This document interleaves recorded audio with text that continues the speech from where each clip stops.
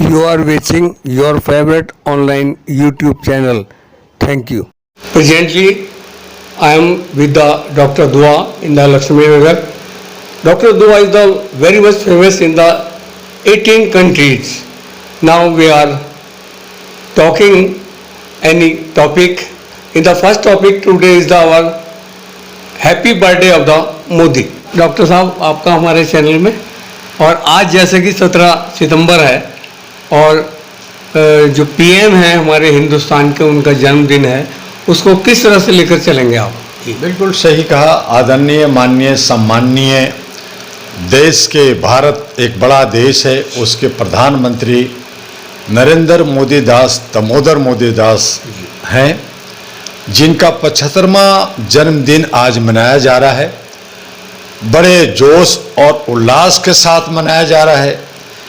हजारों हजार योजना परियोजना की घोषणा बिहार में और कई राज्यों में होने जा रहा है। दिल्ली के मुख्यमंत्री भी बहुत सारे जो है सौगात देने वाली हैं, लेकिन वो रेखा गुप्ता जी दिल्ली की मुख्यमंत्री हैं, तो वो देने जा रही हैं। अब ये सौगात, ये जो जन्मदिन की बधाई पे जो ये सब मिल रहा है, उनके मोदी जी के झोले में जो वो कहा उन्होंने था कि ये झोला लेके मैं आया हूं, 72 साल में चला जाऊंगा। ये डॉक्टर साहब टॉपिक बहुत फेमस रहा कि मैं झोला लेके आया था, झोला लेके चला जाऊंगा। जी बिल्कुल सही कहा कि झोला लेके आया हूं और 72 साल में चला जाऊंगा।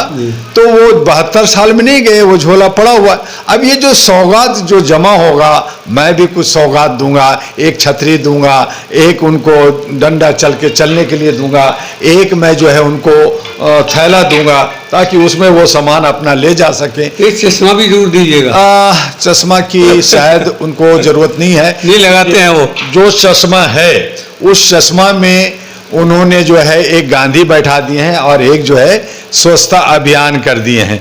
तो वो दो आंखों से देखते हैं, सबका साथ और अपना विकास, अपने साथियों का विकास देते हैं। देखिए डॉक्टर साहब ने इतनी बढ़िया बात कही, मुझे बहुत बढ़िया हंसी आ रही है कि सबका साथ और अपना विकास। जी तो वो इसीलिए वो चश्मा की शायद उनको जरूरत नहीं है। और दूसरी बात है कि हम गरीब देश के गरीब जनता हैं, जो भी हम देंगे वो शायद उनको तोहफा पसंद ना आए, क्योंकि जहां वो चश्मा करोड़ों का पहनते हैं, जहां बूट वो करोड़ों लाखों का पहनते हैं, जहां देश विदेश में एक पैर देश में होता है, एक पैर विदेश में होता है, तो वो हम तुच्छ लोगों की सौगात शायद वो ग्रहण करें। हम तो चाहेंगे कि ग्रहण करें, और साथ में इस जो उनका बर्थडे पे जो हम लोग जो बधाई दे रहे हैं, बधाई के साथ हम ये भी कह रहे हैं कि आदरणीय मोदी जी, आपका सम्मान हमने पिछले गुजरात में मुख्यमंत्री होते के नाते हमने 15 साल किया,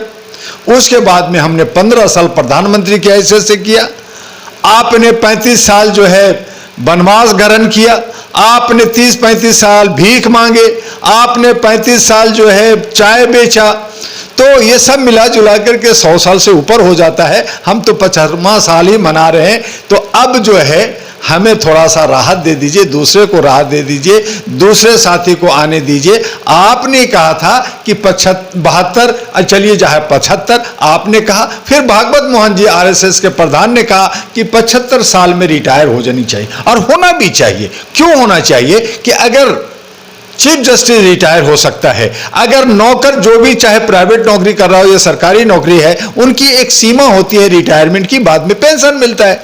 तो प्राइम मिनिस्टर को, चीफ मिनिस्टर को और हमारे जो सांसद हैं, हमारे जो विधायक हैं, इन सब को पेंशन मिलता है। तो भाई एक इनका भी रिटायरमेंट एज होना। लेकिन चर्चा ये चल रही, यही रहेंगे। देखिए अब वो तो मनमर्जी है ना भाई, मेरी मर्जी। हमारे प्रधान मेरी मर्जी का एक बड़ा अच्छा स्लोगन है कि मेरी मर्जी, मैं मन की बात करता हूं। हम कहते हैं, फेंकते हैं, जुमलाबाजी करते हैं, ये चुनावी स्टंट है, ये सब को साइड कर दो। उन्होंने कहा कि मैंने कभी कॉलेज का चेहरा नहीं देखा, लेकिन मैं बीए हूं और एमए हूं, मान लो। तो हम तो सब कुछ मान लेते हैं। उन्होंने कहा थाली बजाओ, हमने बजा दिया, कोरोना भाग गया थाली बजाने से।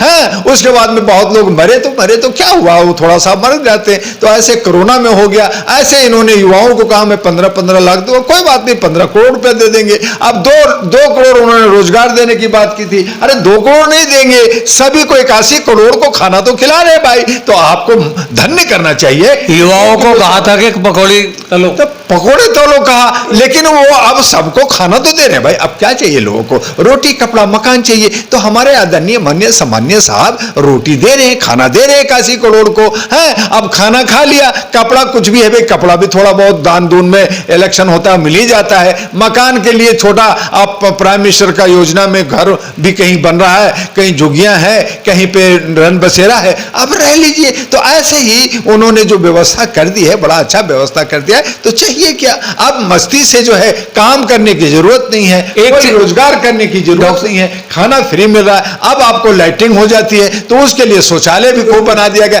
पानी उसमें हो या ना हो। तो इस तरह से हमारे देश के प्रधानमंत्री जी जो जुमलाबाज हैं, ये जो धोखा देते हैं, जो गलत वादा करते हैं, लेकिन उसमें भी हम अंधभक्त लोग हैं, हम अंधभक्ति में हैं, हम आस्था रखते हैं, हम विश्वास रखते हैं और उनको साथ दे रहे हैं। चाहे हम भेड़ बकरी हो, चाहे मानसिक गुलाम हो, लेकिन उनके शरण में जी रहे हैं। तो धन्य हो प्रधानमंत्री जी, आपका जन्मदिन बहुत बहुत मुबारक हो। लेकिन हम आपसे और आपकी चैनल से करबद्ध प्रार्थना करेंगे कि अब बहुत हो गया मोदी जी, अब थोड़ा सा आराम कर लीजिए, सिया में चले जाइए और दूसरे लोगों को मौका दीजिए, ताकि देश का जितना लूटा आप लोगों ने दूसरे लोगों को लूटने का मौका दीजिए। इन्हीं आशा और विश्वास के साथ हम चाहेंगे कि मोदी जी का जन्मदिन धन्य हो।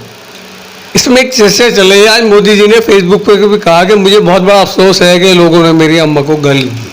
ये गाली का क्या प्रकरण है? ये स्टंट बना करके ये सारी कहानी, एक तरफ वो खुद ही कहते हैं, हमारे आदरणीय माननीय सामान्य मोदी जी ने कहा कि मैं बायोलॉजिकल बच्चा नहीं हूं, मैं तो ब्रह्मा का, विष्णु का जो है अवतार हूं।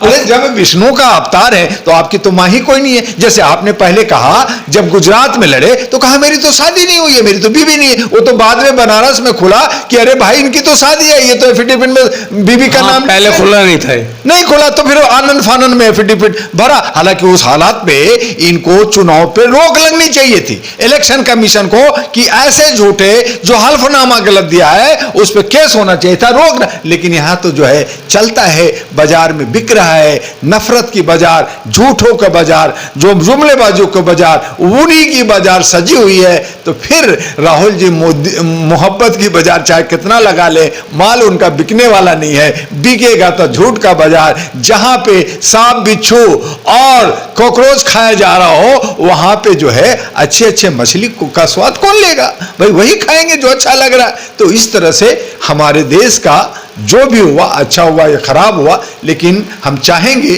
कि 75वां साल उनका बड़े धूमधाम से, पूरी जोश के साथ, खूब पटाखा छोड़ करके उनका बर्थडे मनाया जाए। मैं उसका समर्थन करता हूं, लेकिन यह भी मैं बात करता हूं कि जो उन्होंने वादा किया था, जो आरएसएस के भागवत मोहन जी ने वादा किया कि 75 साल रिटायरमेंट का होगा, तो डॉक्टर दुआ इसी बात को लेकर के दूसरे दिन यानी 18 सितंबर को जंतर मंतर पे उनका फेयरवेल, उनकी विदाई छोटा सा कर रहे हैं, उसको भी ग्रहण कर लीजिएगा। जितनी मेरी औकात है उसके हिसाब से हम आपको गिफ्ट भेज देंगे, आप उसे ग्रहण कीजिए और आराम कीजिए, बाकी हमारे देश को शांति से जीने दीजिए।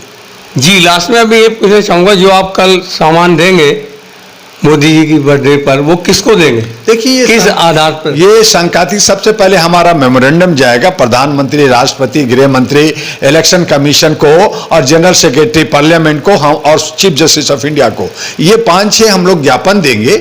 वहां पे हमें एक थैला है, एक हमारा छतरी है और एक थोड़ा बुढ़ा 75 साल, तो थोड़ा सा चलने में पैर हाथ में कमजोरी भी आ जाती है। हालांकि उनको कमजोरी नहीं है, अभी भाग रहे हैं, फिर भी एक सिंबॉलिक एक डंडा भी देंगे। बाकी साथी ने कहा कि कुछ चश्मा या कुछ और देना चाहेंगे। तो ये सारी चीजें सिंबॉलिक के रूप में हम कल एक सांकेतिक जंतर मंतर पे कर रहे हैं। फिर उसको पैकेज बना के, बढ़िया सा पैकेट बना के, खूबसूरत सा फूल पत्ती लगा करके उनके पास भेजा जाएगा। अब वो रिसीव बाद में करेंगे या नहीं करेंगे उनकी मर्जी, लेकिन मेरी आस्था है, मेरा जो है एक प्यार है और उस प्यार में बांधेंगे कि मोदी जी आप विदाई लीजिए।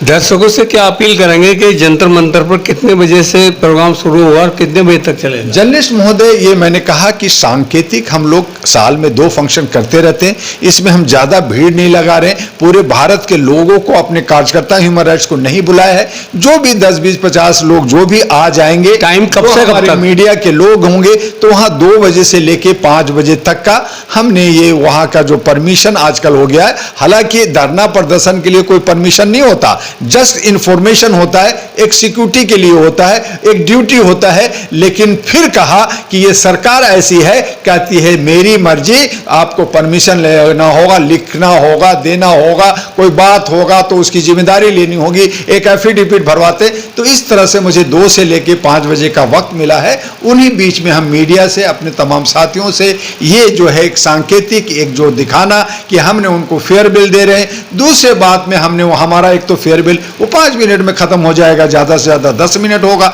चूंकि वो एक फोटो होंगे, वीडियो होंगे, संवाद हो जाएंगे और बात खत्म होगी। लेकिन हमारा दूसरा जो इशू है वो ये है कि आज वोट चोर गद्दी छोड़ का बहुत बड़ा नारा चल रहा है भारत के अंदर। ले रहे हैं तो उसमें हमारा जो टॉपिक है, जो हमारा बैनर होगा, बैकड्रॉप जो होगा, उसमें हमारा है कि वोट चोर ईवीएम छोड़, वोट चोर ईवीएम छोड़। यानी कि जब तक ईवीएम नहीं हटेगा तो चोरी तो होती रहेगी, कोई भी पार्टी आओ, चाहे कांग्रेस आओ, ये आओ, वो आओ। तो हमारा जो नारा है कि वोट चोर ईवीएम छोड़ और एक नई व्यवस्था, खुल्लम खुल्ला व्यवस्था जो चुनाव का हो, वो हम लोग मांग करने जा रहे हैं। दूसरा ये कि संविधान के अंदर ये जो तोड़ मड़ोड़ के अपनी चीजें ठूस देते, उसमें अमूल चूल परिवर्तन करके, जैसे हमारा इलेक्शन कमीशन में पॉलिटिकल अमेंडमेंट एक्ट आनी चाहिए, और भी बहुत सारी ऐसी बातें हैं। तो संविधान में अमूल चूक परिवर्तन हो और वो देश हित में हो, राष्ट्र हित में हो।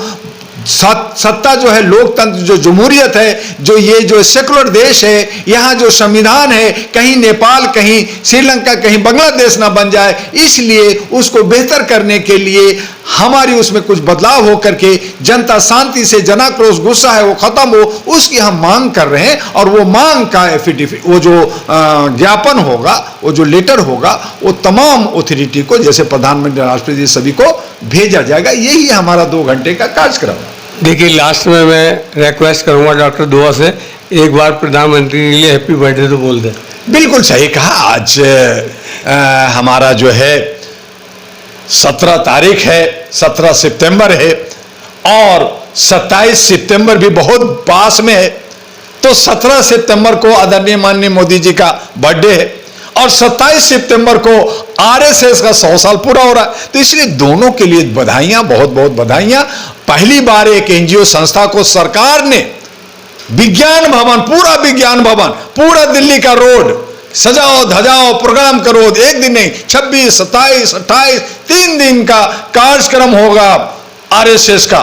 तो देश के प्रधानमंत्री इतना जो है दिल के अच्छे हैं कि किसी एनजीओ को, किसी संस्था को जो लाल किला पे जो है अनाउंस करते हैं कि ये बहुत अच्छे सच्चे हैं, क्योंकि उन्हीं के सहारे, उन्हीं की मदद, उन्हीं की सहयोग से देश का वो सत्ता का प्रधानमंत्री और सत्ता चला रहे। तो मैं कौन होता हूं? एक अदना सा एक नागरिक हूं भारत का, और इस हैसियत से एक सामाजिक कार्य करता हूं, मानवाधिकार, ह्यूमन राइट्स का मैं पुरोधा बना हूं, एक पार्टी का भी अध्यक्ष हूं और राष्ट्रीय महागठबंधन का भी चेयरमैन हूं। कुछ मीडिया से मेरी ताल्लुकात है। इन तमाम साथियों, तमाम परिवारों और अपने व्यक्तिगत रूप से मैं मोदी जी को बारंबार, अपरंबार, भूरी भूरी उनकी बर्थडे का, उनका जन्मदिन की बधाई देता हूं।